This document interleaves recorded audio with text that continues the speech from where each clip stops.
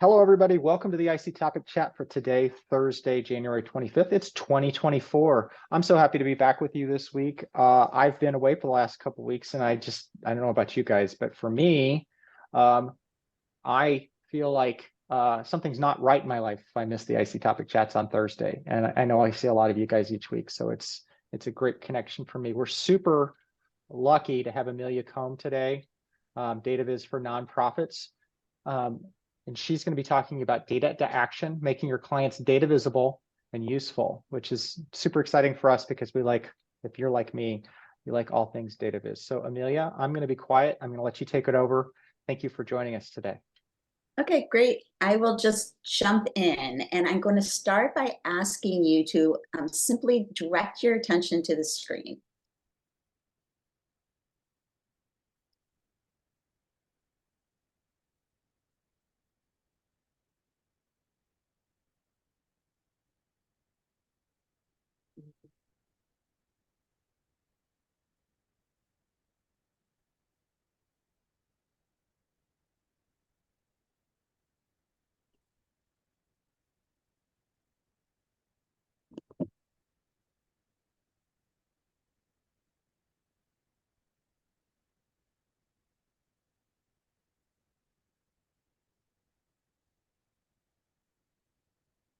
All right, yeah, so 60 minutes, that includes discussion, don't worry. So my plan is to sort of take you on a transformative journey today towards being a sort of superhero, making full use of your superpowers, or if you prefer, secret weapons, and using those superpowers as secret weapons for your clients or other stakeholders in your organizations. Okay, I'm sure that each one of you have multiple superpowers, but today I'm going to focus on just two of them. The first one is your ability, which you share with your clients, your staff. If you're in an organization with a board, you share it with the board and the funders, to process visual information at lightning speed. And the other secret weapon is the data that either your organization or your client's organization collects on a daily basis. Data visualization puts these two superpowers into action. It will help you to understand and show what a program or organization does. It will help you to help your clients craft new strategies to improve their work. So I made this slide that you're looking for before the pandemic, and perhaps I need to rethink it and use something more like this. But anyway, let's go on. So this is the transformative journey I'm going to take you on. As you can see, I've visualized it as a sort of graph. We'll begin now at the bottom by discussing the mostly very rational reasons that people and organizations often don't make good use of data. Then we'll consider those two secret weapons.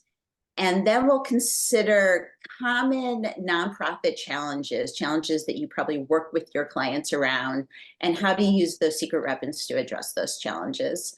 And then I'll draw it to a close by pointing you to more resources that will allow you to hone those secret weapons beyond this workshop, and then we'll open it up for questions. Okay, so a little bit about me. I love evidence, but I hate spreadsheets. I have more than 25 years of experience studying, funding, and evaluating human services, primarily as a researcher at Chapin Hall, a child policy center at the University of Chicago. At Chapin Hall, I worked with a lot of organizations around their data and came to know the difficulties that many organizations face in using data well. I felt there had to be a better way for organizations without high-level data analysis skills in-house to extract meaning quickly and painlessly from their data and to put that meaning to work for them. And that's when I got interested in data viz. I earned a certificate in data visualization from the University of Washington. I started helping my colleagues visualize data at Chapin Hall, and then also taking on my own clients on the side. Now I fully work for myself. I help nonprofits, consultants, and foundations to visualize their data through my business called Data Viz for Nonprofits. Okay, so topic number one, why your clients don't use data, or more precisely why they don't use it well or as effectively as they might. In my work with organizations, I've come across 6 primary reasons why organizations don't make better use of data. So let's talk about each one real quickly. So number 1 is data naivete or downright aversion. Nonprofit staff tend to have expertise in, of course, the environment, the arts, health, education, but not data analysis. Some have a complete aversion to data. They may admit or even proudly proclaim that they're not numbers people. Of course, time crunch is the reason why we don't do a lot of things that we would like to do. Organizations are struggling to stay afloat, to submit the next proposal, to maintain programming, of course, address the huge and varied needs of their clientele, cultivate new donors, and subsequently they put dealing with data on their back burner, even though it could definitely help them in all those areas. So fear is another very understandable reason why organizations don't make better use of data. Of course, staff fear that they won't be able to control the story, or that the data will be taken out of context, that they'll be compared to other organizations that aren't indeed comparable. They may fear that funders will withdraw support based on data, no matter how much the funder might talk about continuous quality improvement and that sort of thing. Dirty data. So some nonprofits have low-level staff entering data into databases or spreadsheets. Others may have multiple staff members entering data, and each person's entering it slightly differently. The result can be what's called dirty data, data that's inaccurate because it's been not been entered in a consistent way. So for example, if a participant in a program is entered twice into a database, once as Michael Smith, and then later again, after Michael Smith drops out and re-enters the program as Michael B. Smith, then tracking this participant's progress is going to be difficult. Wrong data. So many nonprofits have data on their participants, their financials, but often lack data to show impact. For example, a tutoring program may not have their participants' school grades or test scores, because that kind of data is difficult to get out of school districts. An employment program, for example, may not have data on their former participants' wages over time. That's a really heavy lift to go track down your former clients and get that information out of them through surveys. And organizations often lack the time and funds to collect data from participants. Disconnected data. So rather than having a central management information system, some nonprofits may store their data in separate Excel and Google spreadsheets. Michael Smith's demographics might be on one sheet and his attendance in various programs on another sheet. And this makes analysis of, say, the relationship of age to program participation impossible. Okay. So we just talked about why your clients don't use data, and guess what one of their secret weapons is? Well, as I already revealed, it's data. So most organizations have lots of data packed away in databases and spreadsheets that they're not putting to good use. Data is the way we know if what we are doing is worthwhile. You can kind of think of it as a tool, and we don't invest in other tools, say computers, and then just store them away and never use them. But that's often what we do with data, right? We put a lot of effort into collecting it and inputting it, and then not leveraging it for any or enough good uses. Okay, so even small organizations collect data on many things. Here's just a sample of the types of data nonprofits collect. And now I just want to pause, and this is my little commercial or public service announcement, if you will, about data. Now, I understand that you may feel that data doesn't need a commercial. It's already overhyped. I know all of us deal with data all the time in our jobs as consultants. And we hear and talk about data all the time. We hear about evidence-based practices, data-driven solutions, key performance indicators. But in all the hype around data, I think we often lose sight of what its core importance is. So that's why I offer you this little commercial. So data is important because of how perception occurs. What we perceive is based not just on what we actually observe, what we might call data, but also on what we expect to observe. So this is how it works. The brain evaluates which of a variety of probable events are actually occurring in the outside real world. And what we perceive is based in part on what decision the brain makes. Sure, what we perceive is also based on those incoming signals from the outside world. But what we might, and again, we might call that data, but there are far more signals coming from within the brain that affect our perception. Anneliese Nin once said, "We don't see things as they are, we see them as we are." So a great example of this is a YouTube video that went viral several years ago. I'm not going to show it, don't worry, because I bet a lot of you have already seen it. If you saw it the same way I saw it, it was part of a presentation, and the presenter gets up and says, "Okay, I'm going to show you this 2-minute video. Your job is to count how many times a basketball gets passed among the people in the video." And then, so if you're like me, you dutifully watched and counted the number of passes. And then the presenter gets back on and says, "Raise your hand if you saw," thanks, Matt, if you saw a guy in a gorilla suit walk through the frame. Again, if you're like me, you did not see the guy in the gorilla suit at all. The presenter shows the video again. There's no mistaking it. The guy in the gorilla suit is very easy to perceive once you expect to perceive him. So these inner brain signals or expectations can distort our understanding of a situation.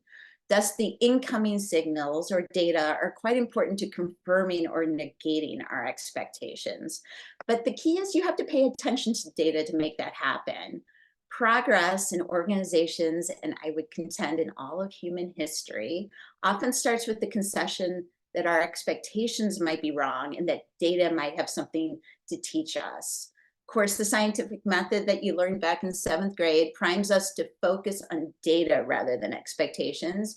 We must formulate a hypothesis and use data in the outside world to see if the hypothesis holds up.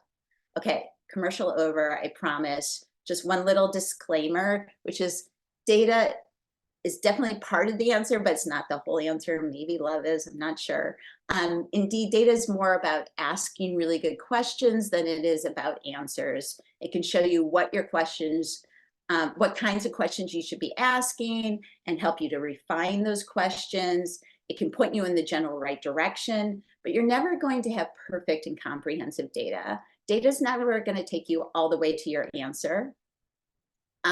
Also, we should be wary, although not fearful of data. We should always, of course, be asking when we're looking at data, where did it come from? Is the source likely to be biased? If it's drawn from a sample, is it representative of the larger group we're trying to understand? What's missing from the data? Are there groups of people? Are there time periods missing? Why is that data missing? Are some, for example, survey respondents hard to reach, or do they lack trust in the data collector? We should always be understanding what data we're looking at. Okay, now let's take a second to talk about your second secret weapon, again, which is your visual system. So again, you share this with your clients. And I'm going to ask you a quick question. Please do not put your answer in the chat. Which image do you comprehend first, the Mona Lisa or the spreadsheet? Okay, I know what your answer is. That's because our visual system has evolved over millions of years to process images essentially in parallel. So what do I mean by that, essentially in parallel? Well, we don't read the Mona Lisa from top to bottom and from left to right. We take it all in together and understand almost instantly that this is a picture of a woman in front of a landscape, sporting a dark dress, and of course, an inscrutable smile. Words and numbers only appeared within the last few thousand years and have been consumed by most humans for less than 1,000 years. By contrast, we and our ancestors have been processing visual information for millions of years. And while all types of sensory signals barrage the brain is specially geared for visual signals and uses about half of its volume for visual analysis. That's because for most of human history, of course, survival depended on detecting danger, such as predators lying in the tall grass, using our visual systems. So we appear to be just at the beginning of our journey with data as humans. Processing words and numbers is quite a recent activity for us. Perhaps as our brains evolve, we'll be able to discern a spreadsheet at a glance.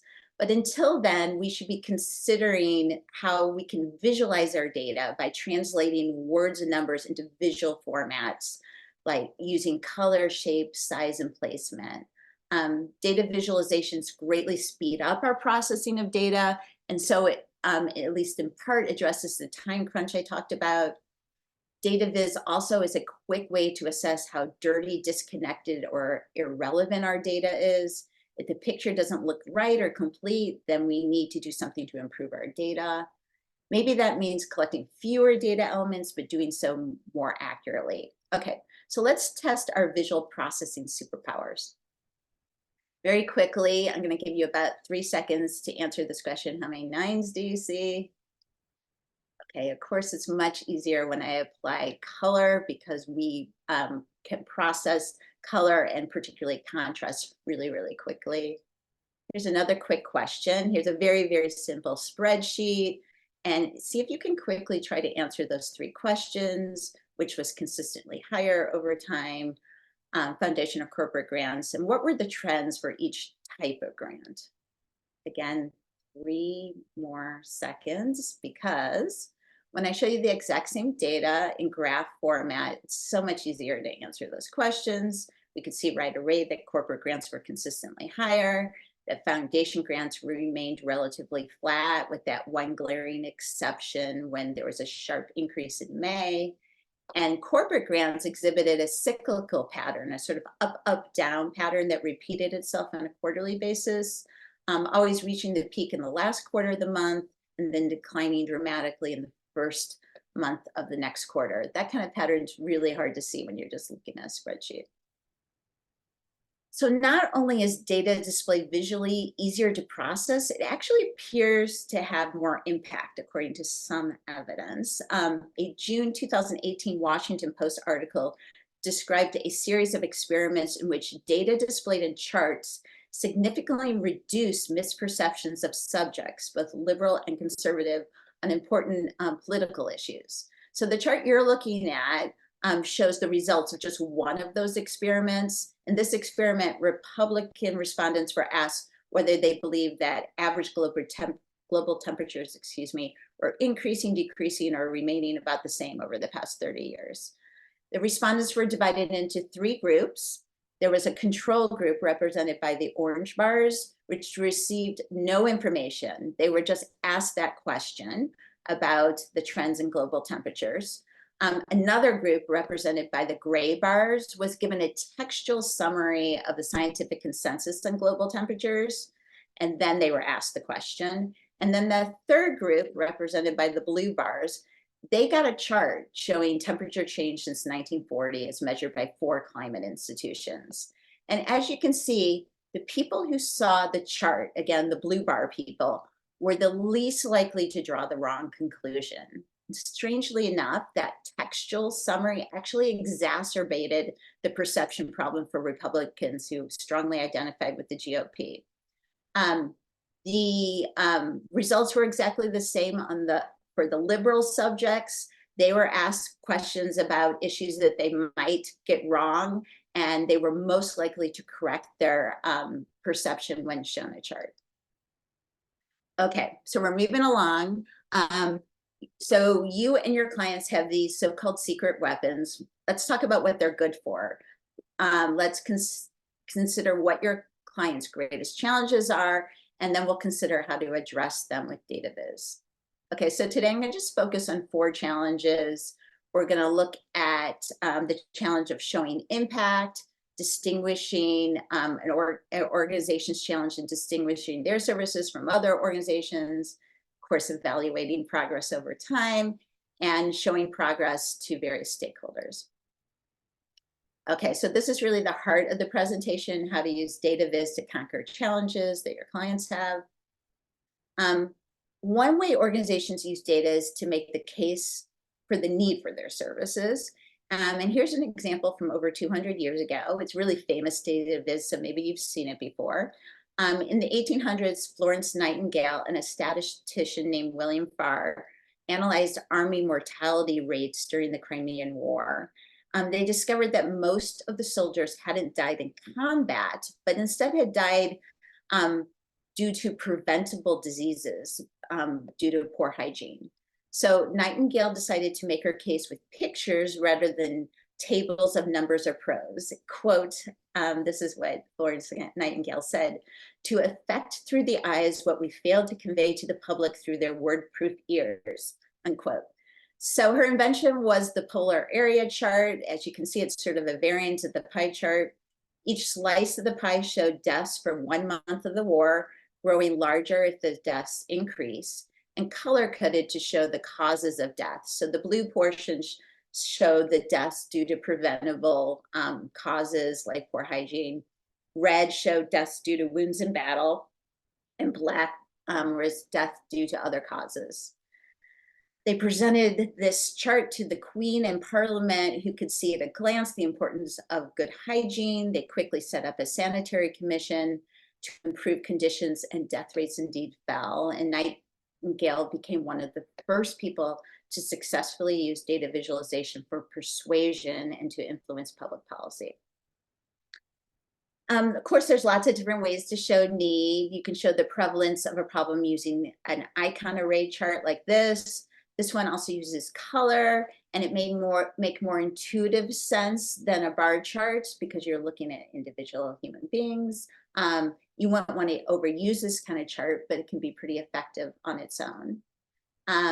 This is called a quadrants chart, and it shows the relationship between two key measures and can be another great way to show exactly where the need is. I created this chart for a client who was working with a number of school districts to implement what they call deeper learning strategies. The first thing they did was survey principals and teachers at these schools who were involved in the project, and asked them questions to ascertain how important each of these deeper learning strategies were to them and how often they already put these strategies into practice. This chart shows the overall results for all participants and teachers who completed the survey. Each dot represents one of those deeper learning strategies, and each dot is positioned to show the average importance assigned to the strategies and the average frequency of practice of the strategy. The consultants could see at a glance that although teachers and principals already felt that the strategies were quite important, they were putting them into practice less than 50% of the time, of course, with the exception of the direct instruction strategy. So they could see that the need was in addressing the obstacles that were preventing these educators from doing what they already believed was important. The type of data that viewers tend to be most interested in is, of course, data about themselves. So this is a cool way to put sort of the viewer in the viz. You can ask them to guess at a statistic rather than presenting them with a statistic. So this is, I'm just showing you a snapshot of an interactive visualization. As you can see, there's a little slider, and the viewer is asked to answer that question of what % of Black non-Hispanic children experienced poverty in 2019.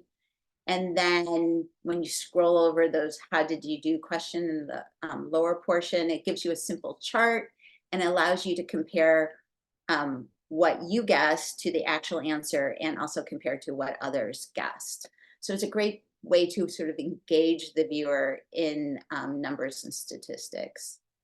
Let's talk about making the case for efficacy. Nothing is more effective than a bar chart. They may seem tired to you, but we all know how to read them, so the cognitive load is really low. A line chart may make an even stronger case for efficacy. This one by pointing out a comparison of the trajectory for one group that got an intervention to another group that didn't get an intervention. This viz uses a number of techniques. The type of chart you're looking at is called a stacked area chart, but it also uses a strategy called small multiples, where you put a number of small charts next to each other to allow for easy comparison across charts. It also uses 100 people rather than percentages. I find that many people's brains kind of glitch on percentages, but we can kind of imagine 100 people. The notations here are helpful as well. We can quickly see that poverty and child mortality have decreased dramatically, and that basic education, literacy, democracy, and vaccination have all dramatically increased over the 200-year period. Showing uniqueness, I have no idea what this kind of chart is called, but this chart shows a comparison of female identified and male identified students on advanced placement tests that they took. It effectively shows where there's similarity and where there are differences between two groups. So if you kind of read it from bottom to top, you can see there were a similar number of male and female test takers in the area of Latin, statistics, and US government, but they really diverged when you got into sort of art and language topics. Another way to show uniqueness is with a tree map. That's what you're looking at here. It compares one organization to others using shape and color to show the number of clients served. And just a little bit about evaluation and planning. Here's just one way that data viz can aid evaluation and planning. Of course, logic models that you're all, I'm sure, very familiar with get a lot of play in proposals and then often collect dust thereafter.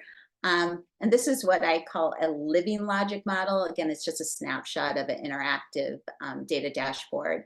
So this living logic model is plugged into real-time data.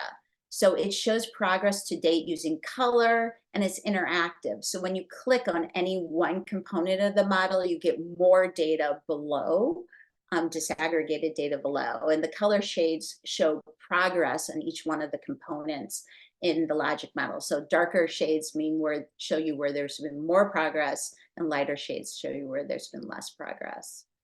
You can also scroll over components to learn about different aspects of the program, and this information can include images and web links.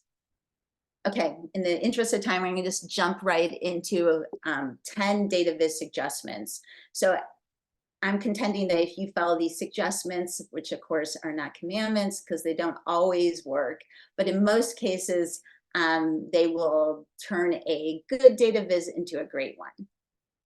Okay, first, it's to clean your data. We already talked about dirty data, and it may seem obvious, but take a look at your data first before you visualize it. Look for missing data, dupes, formatting issues, such as with dates. Everything rides on the quality of your data, so don't skip this step. Encode thoughtfully. So what do I mean by encode? Researchers Cleveland and McGill and some others have studied what types of encodings, some people also call them channels, that people are most easily able to decode and rank them in the following list that you're looking at.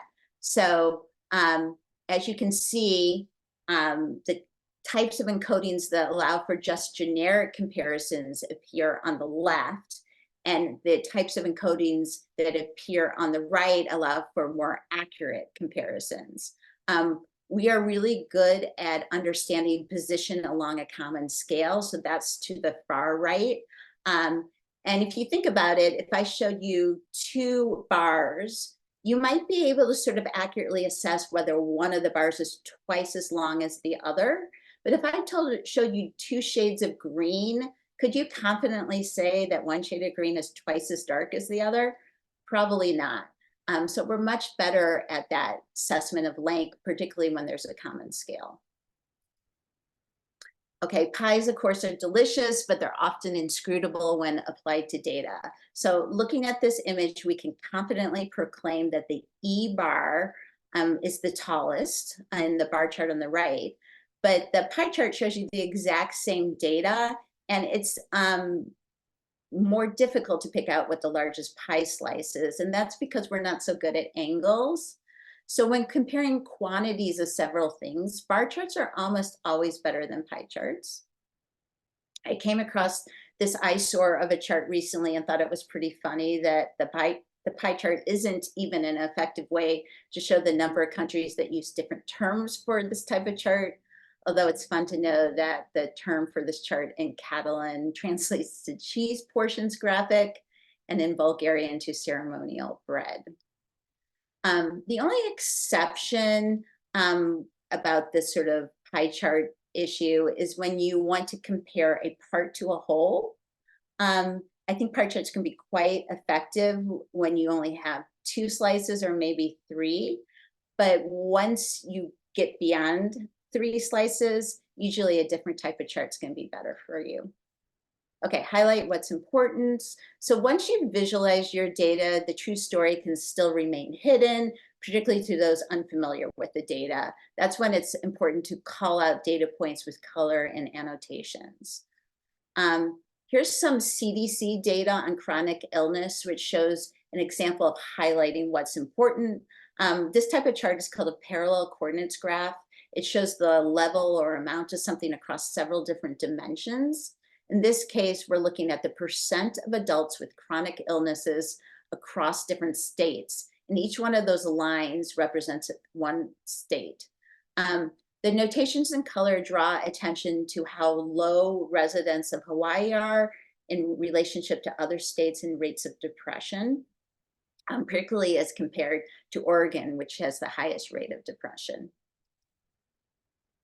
Showing order is really important. Order data should be shown in a way that our perceptual system intrinsically senses as ordered, but conversely, unordered data should not be shown in a way that perceptually implies an ordering that doesn't actually exist. So here again, we have the same chart on top as on bottom, showing the same data. Again, this is this is actually health center data from one of my clients, and showing the percent of health visits that included depression screening across different care teams in family medicine, pediatrics, and women's health. So the bars in the chart on top are not ordered, and the bars on the chart on bottom are ordered. That's the only difference. And as you can see, so much easier to assess which teams were meeting or exceeding the goals and which were falling below it. Clarify with color. So don't use the same color hue for 2 different variables. Don't use the same color saturation for different magnitudes of the same variable. Don't use too many color encodings in one viz or dashboard. And bright, fully saturated color is kind of like yelling. You don't want to yell all the time. People will think you're crazy and they'll stop listening. So moderate color as you might moderate your voice. Only yell when you have a really important point to make, and then provide all the other information in softer, less saturated colors to provide contrast. So here's a really horrible data dashboard that just breaks all the rules I just laid out. And I won't show it to you much longer so you don't get a headache. So if these 2 charts look the same to anyone, it might mean that you're red-green colorblind. 7 to 10% of men are red-green colorblind. It's a much lower prevalence in women because actually this trait is on the X chromosome, and the chances of a woman having it on both X chromosomes is very low. But it's something we really should keep in mind when visualizing data, that if this larger percentage of people have trouble making comparisons between red shades and green shades, we shouldn't be putting them together in visualizations. Here's some maps showing that CDC chronic illness data that I showed you earlier in a different chart. It uses what's called a diverging color palette, which is used to emphasize contrast. So the blue shades show where there are where adults report to have high ranks on 2 health indexes. So the blue shades show healthier states, and the orange shades show less healthy states. And then the gray is somewhere in between. This kind of diverging color palette allows you to pick out, for example, that sort of corridor of poor health in the Southeast. So if you've read anything about data visualization, you've probably heard of Edward Tufte, the sort of grandfather of modern data viz. And if you know anything about Edward Tufte, you've heard about the data to ink ratio, which he maintains should be as close to 1 as possible. Today, we might think more of the data to pixel ratio. And it's definitely a good thing to keep in mind, because it helps to make your visualizations look more clean. It just means you want to focus attention on the key data points and eliminate any other distracting visual elements. So here's an example. Chart on top and bottom are showing the exact same data, but on the one on the bottom, I've removed the grid lines, the data labels, even the color legends by directly labeling the lines. With fewer distractions, viewers can more easily compare the two trends and draw meaning out of it more easily. 7, no unjustified 3D. This one comes from Tamara Munzer at the University of British Columbia. You know, these 3D charts that you can make in Excel, for example. I'm suggesting that you don't do that. One technique that's used to make something look like it's three-dimensional on a two-dimensional plane is called foreshortening.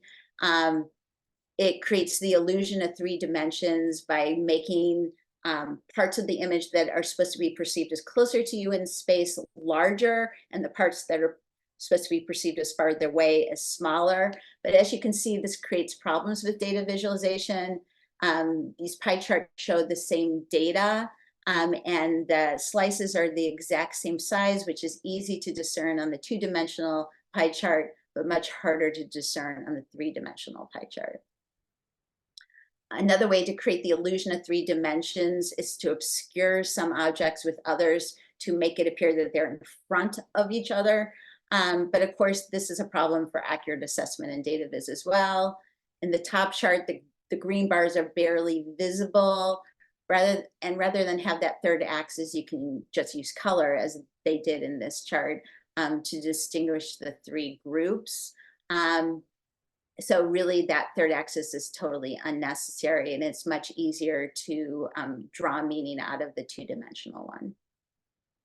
8 is eyes beat memory. So this one also comes from Tamara Munzer, and it just means it's easier to compare 2 things by having them side by side than having to hold one in memory while you're looking at another. So this is the power of the small multiples chart that I mentioned earlier. This one is a great small multiples chart from Doug McCune. He has a really good blog.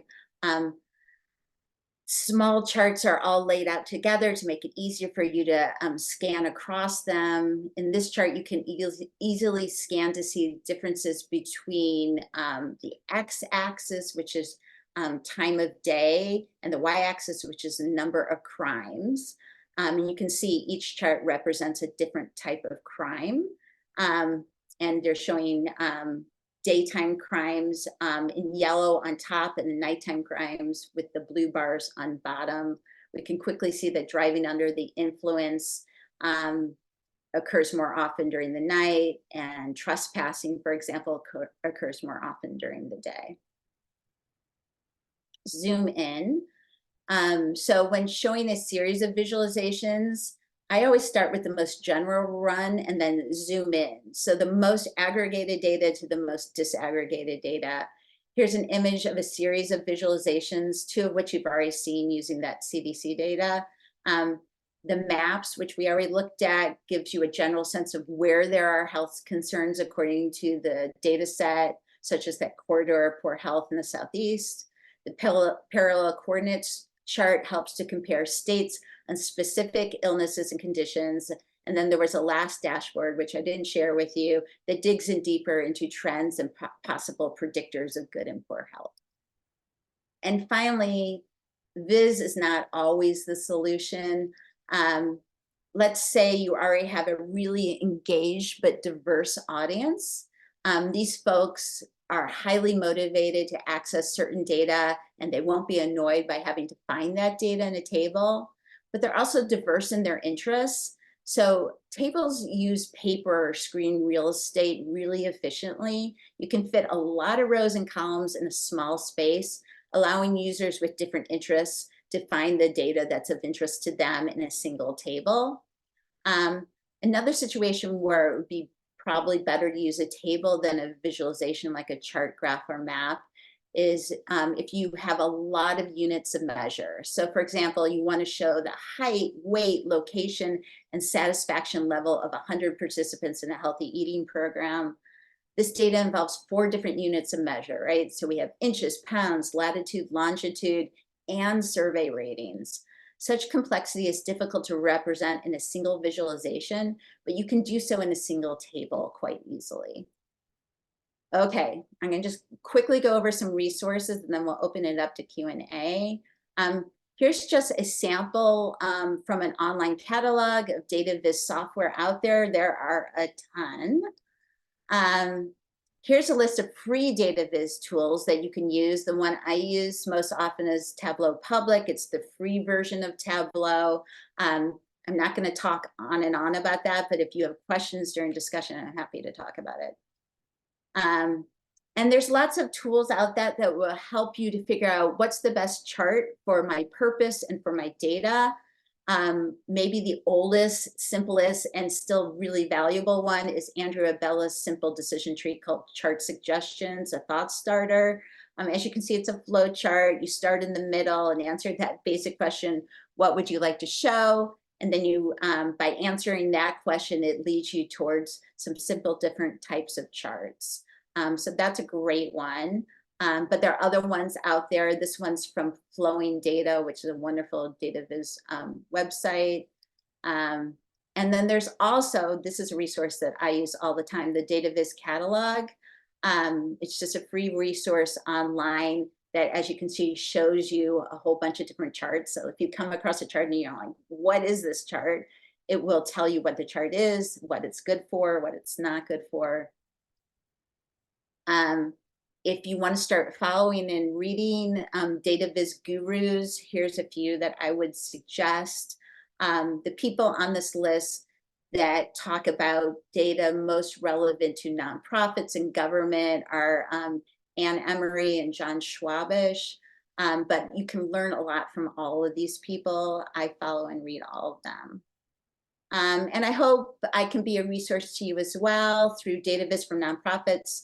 I help nonprofits clarify the questions they want to answer. I create interactive data dashboards, and I create visualizations for reports, presentations, infographics, that sort of thing.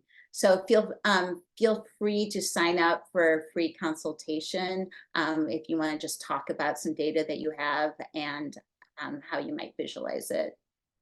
I also have a blog called 60-Second Data Tips. I will put the link in the chat right now. If you sign up, I will send you a tip that takes only about 60 seconds to read each week. And those are pretty fun and a kind of a easy, painless way to up your data game without even quite noticing it. So that's it. I don't know where I came in terms of time, Matt, but You did great.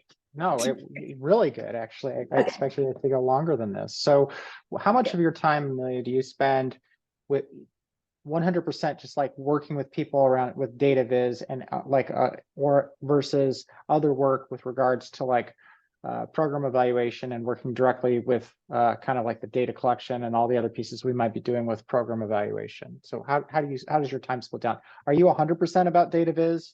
Because I know I am 100% the name.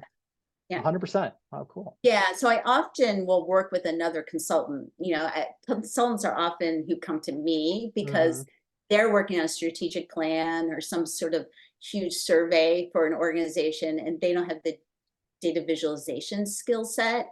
For example, if they're working on a strategic plan, they want to leave their client with a data dashboard so they could be tracking their progress on these goals and benchmarks that they just set. So that's where I come into the process, but I usually don't help with the data collection or the sort of conceptualization, for example, like building a logic model. And before I stop and go into broad conversation, your name is Data Viz for nonprofits. So you have completely focused your effort towards the nonprofit sector. Has that been a good choice, or how did you decide on that as a niche for yourself? I'm just kind of curious about your business development and how you identified that as your niche. Well, since I was a researcher prior to this, that was the data that I best understood and what I cared about the most. I don't know if it was the greatest, business decision. I know I have no counterfactual for that because I haven't gone the other way.